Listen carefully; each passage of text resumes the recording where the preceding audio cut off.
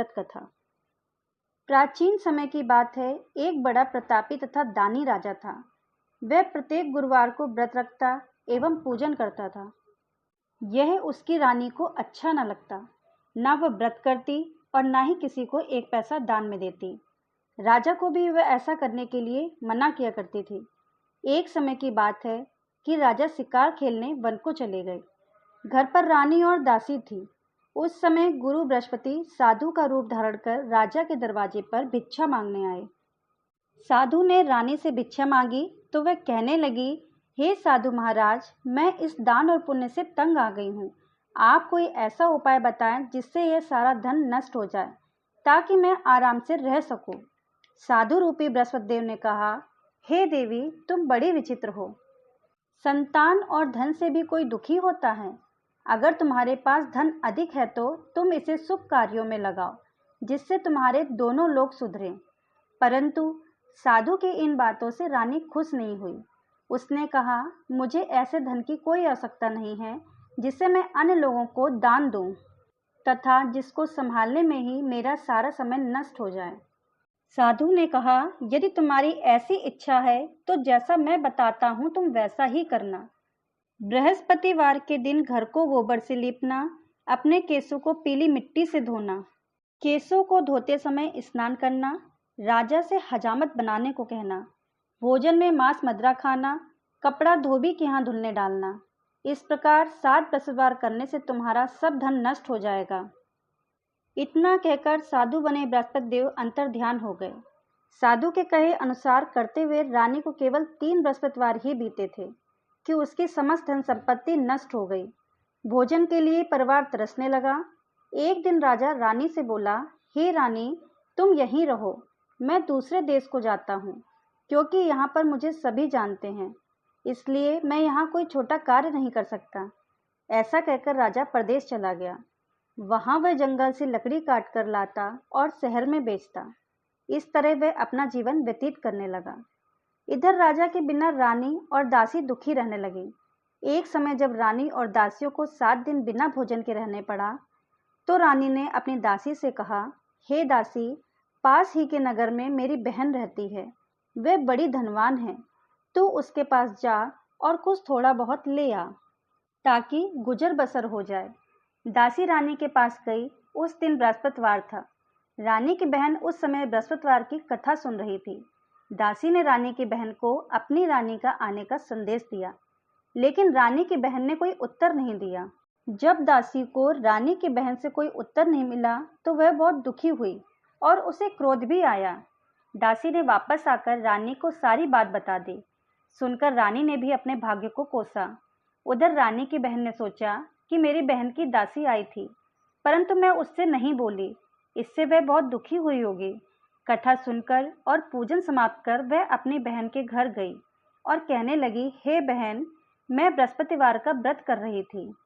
तुम्हारी दासी गई, परंतु जब तक कथा होती है तब तक ना उठते हैं और ना ही बोलते हैं, इसलिए मैं नहीं बोली।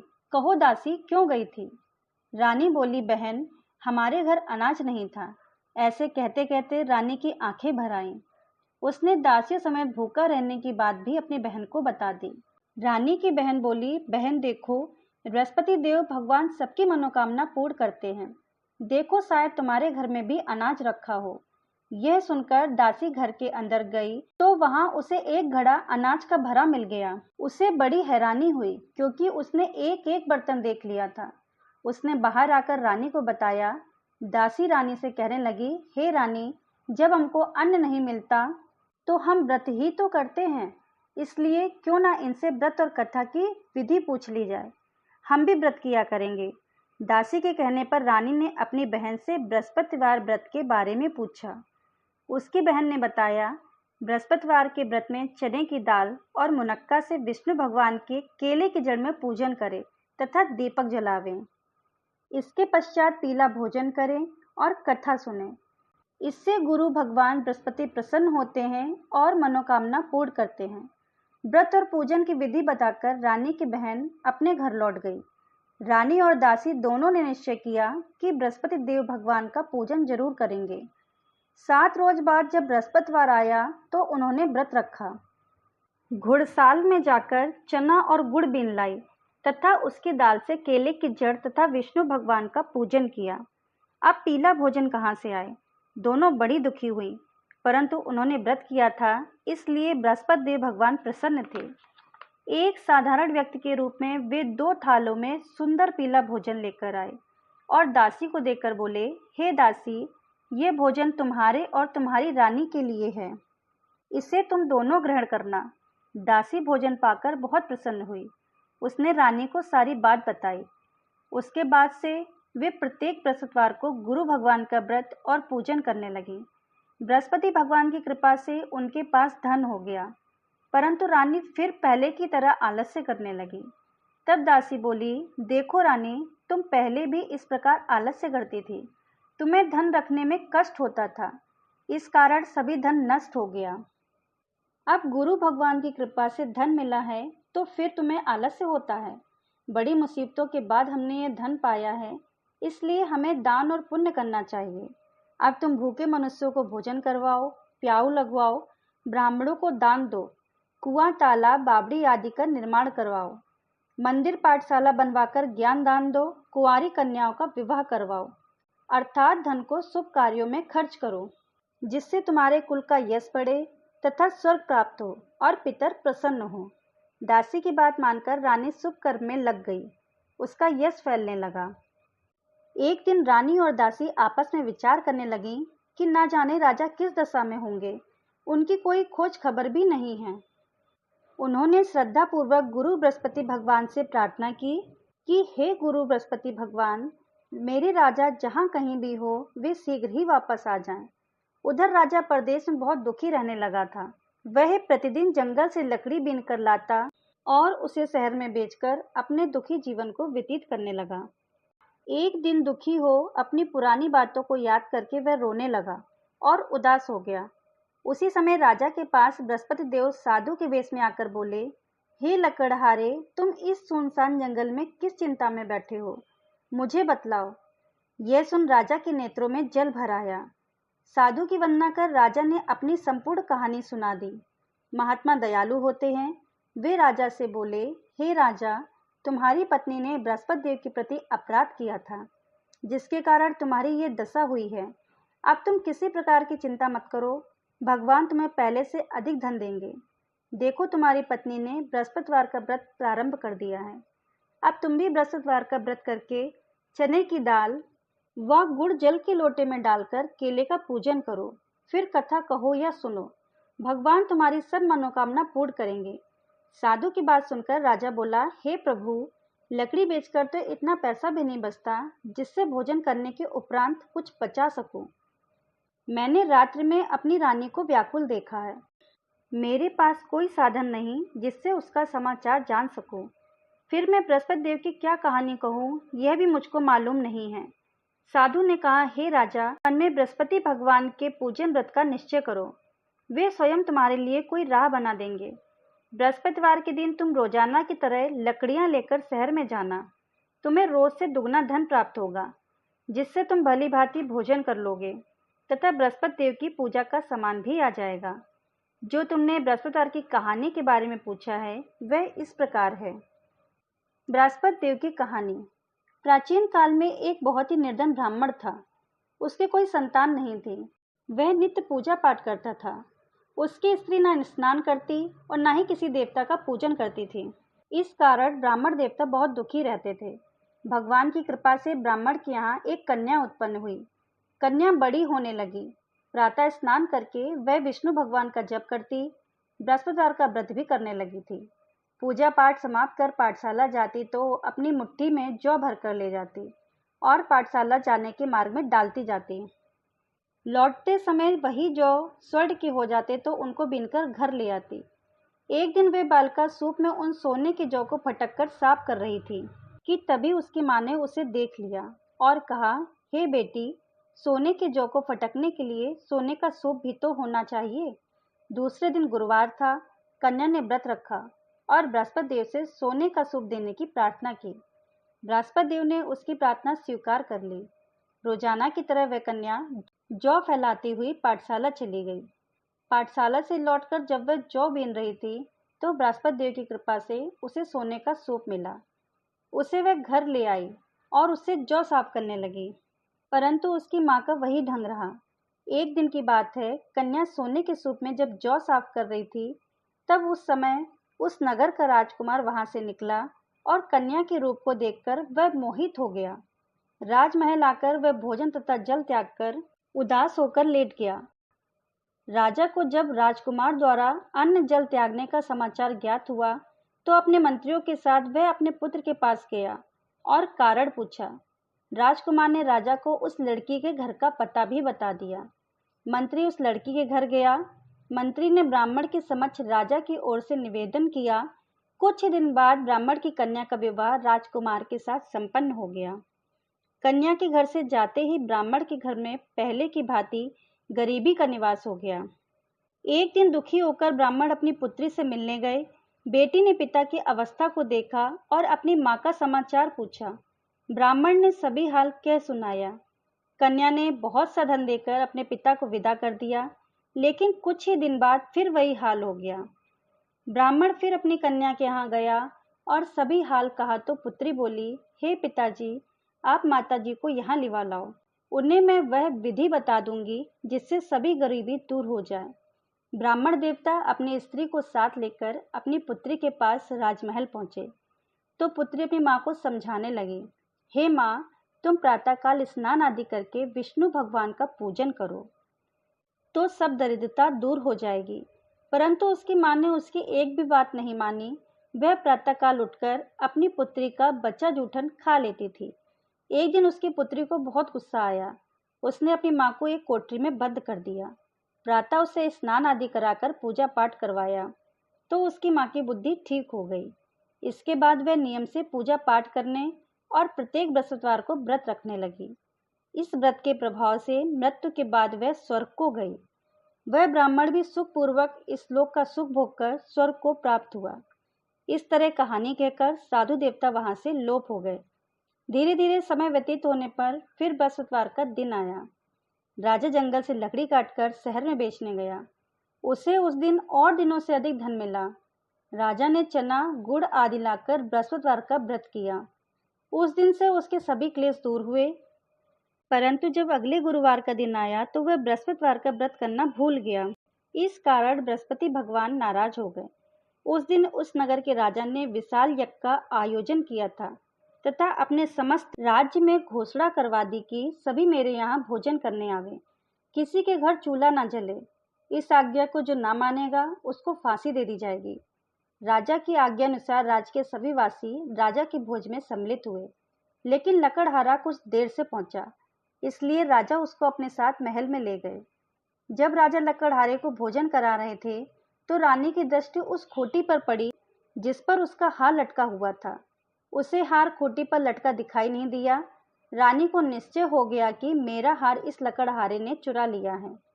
उसी समय सैनिक बुलवाकर उसको जेल में डलवा दिया। लकड़हारा जेल में विचार करने लगा कि ना जाने कौन से पूर्व जन्म के कर्म से मुझे यह दुख प्राप्त हुआ है, और जंगल में मिले साधु को याद करने लगा। तत्काल बृहस्पति देव साधु के रूप में प्रकट हो गए और कहने लगे, अरे मूर्ख, तूने बृहस्पति देवता की कथा नहीं कही, इसी कारण तुझे यह दुख प्राप्त हुआ है। अब चिंता मत कर, बृहस्पतिवार के दिन जेल खाने के दरवाजे पर तुझे 4 पैसे पड़े मिलेंगे। उनसे तू बृहस्पति देव की पूजा करना तो तेरे सभी कष्ट दूर हो जाएंगे। अगले बृहस्पतिवार उसे जेल के द्वार पर 4 पैसे मिले। राजा ने पूजा का सामान मंगवाकर कथा कही और प्रसाद बांटा। उसी रात्रि में बृहस्पति देव ने उस नगर के राजा को स्वप्न में कहा, हे राजा, तूने जिसे जेल में बंद किया है उसे कल छोड़ देना, वह निर्दोष है। राजा प्रातःकाल उठा और खूंटी पर हार टंगा देकर लकड़हारे को बुलाकर क्षमा मांगी तथा राजा के योग्य सुंदर वस्त्र आभूषण भेंट कर उसे विदा किया। गुरुदेव की आज्ञा अनुसार राजा अपने नगर को चल दिया। राजा जब नगर के निकट पहुंचा तो उसे बड़ा ही आश्चर्य हुआ। नगर में पहले से अधिक बाग, तालाब और कुएं तथा बहुत सी धर्मशाला, मंदिर आदि बने हुए थे। राजा ने पूछा कि ये किसका बाग और धर्मशाला है। तब नगर के सब लोग कहने लगे कि ये सब रानी और दासी द्वारा बनवाए गए हैं। राजा को आश्चर्य हुआ और गुस्सा भी आया। कि उसकी अनुपस्थिति में रानी के पास धन कहाँ से आया होगा। जब रानी ने यह खबर सुनी कि राजा आ रहे हैं, तो उसने अपनी दासी से कहा, हे दासी, देख राजा हमको कितनी बुरी हालत में छोड़ गए थे। वह हमारी ऐसी हालत देखकर लौट न जाएं, इसलिए तू दरवाजे पर खड़ी हो जा। रानी की आज्ञानुसार दासी दरवाजे पर खड़ी हो गई और जब राजा आए तो उन्हें अपने साथ महल में लिवा लाई।